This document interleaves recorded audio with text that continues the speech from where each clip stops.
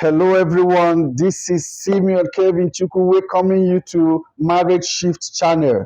Thank you. If this is your first time, we appreciate you. And if you are a returning guest, thank you for watching. I believe that today is going to be a blessing for you. Now, I'm going to be discussing on beyond the wedding day. Beyond the wedding day. See, many people spend a lifetime preparing for one day event and hoping that everything will fall in place. And they don't pay attention to preparing for this lifetime journey that is called marriage. Now, there are things I want you to note. Number one, flamboyant wedding may impress the people, but oppressive marriage will torment your soul. Flamboyant wedding may impress the people, but oppressive marriage can torment your soul.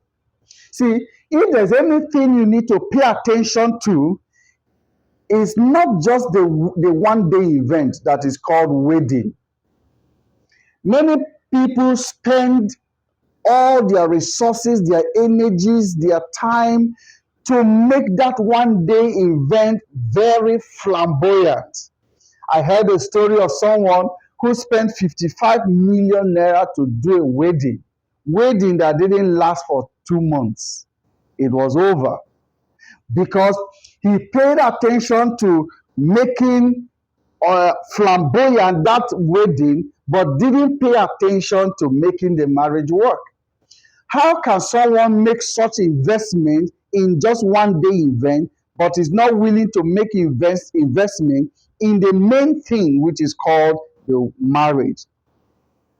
So if your attention, if your interest is to impress people, to make your wedding flamboyant and impress people, of course you will impress people, but you must understand that there is no wedding that is one in town. Okay, no matter how astounding it is this weekend, by next weekend you'll find somebody who will break that record. So you see, if you are just interested in impressing the people, how about if that marriage becomes oppressive? It will torment your soul. Okay. Number two thing I want you to understand is that impressive wedding attracts accolades from friends, but suppressive marriage will dispel them. Everybody will be hailing you. I say, wow, you tried. Oh, there's none like you. You did this, you did that. Everybody have eaten and everybody have drank. They will clap for you. But if the marriage becomes oppressive, these same people that clap for you will be dispelled. There will be nowhere to be found. You are the only one that will face it alone. You are the only one that will be in that oppression alone, in that suppression alone.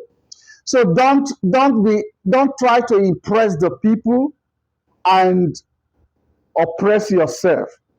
So what we are discussing is beyond the wedding day. Attention is not on the wedding, or attention shouldn't be on the wedding. The attention should be beyond that wedding, life. There's life outside, there is life beyond the wedding day. So what are you doing about that? How prepared are you in this thing called marriage that you are planning to get into, or that you're already in? How much of it do you know? How much of marriage do you know? How much of your spouse do you know? How much of your partner do you know? That's what is important. Number three, you can never have the best wedding, all right? But your marital experience can be your best. You can never have the best wedding anywhere, but your marital experience can be your best. Remember, I want you to mark that word, your best. It may not be the best, but it can be your own best, all right? So no wedding is the best. No wedding anywhere is the best. If you like, go and do it in the moon. You will find someone who will do something better. If you like, I've seen people who did wedding in their aircraft, hovering in the air and doing their reception. We have seen people do all manner of things. Okay, if you like, use cars as gift on your wedding day. It still cannot be the best. You still find someone that will break that record. So what you should focus on is making your marital experience to be your best. Make your home comfortable and fulfilling. Make your marriage exciting. That's what you should focus on, and not try to make your wedding the best. Make your marriage the best. It's better than making your wedding the best.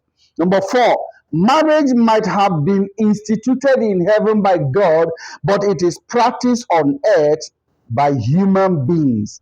Marriage may have been instituted in heaven by God, but it is practiced on earth by human beings.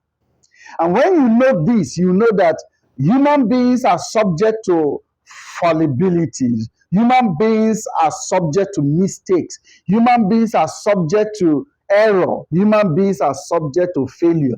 Human beings, okay, are subject to whatever you can name it. God is perfect, and the perfect God has instituted marriage. But this marriage that God has instituted is practiced by human beings. Human beings who are not perfect, human beings who are full of mistakes and errors, human beings who are full of sin. So when you know that, you now have to prepare yourself that the person you're going into this journey with is not an angel. In fact, if an angel should come to earth and marry, as long as he's marrying human being, there will still be issue. So when you know that, you get yourself prepared and give room for mistakes and give room for error, because you can never get it perfect. Marriage is imperfect, is a combination of imperfect human beings, a coming together of imperfect human beings engaged in a perfect institution called marriage. But these people who are running it or who are engaged in it, they are imperfect. So do not expect perfection, because even you are not perfect.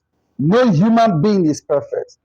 Okay, every one of us is striving for perfection, but nobody is perfect. As long as you are relating with human beings, there is nothing called perfection.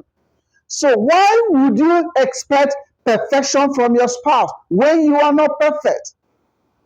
Or you may think that your own behavior is the best. You may think that your character is the best.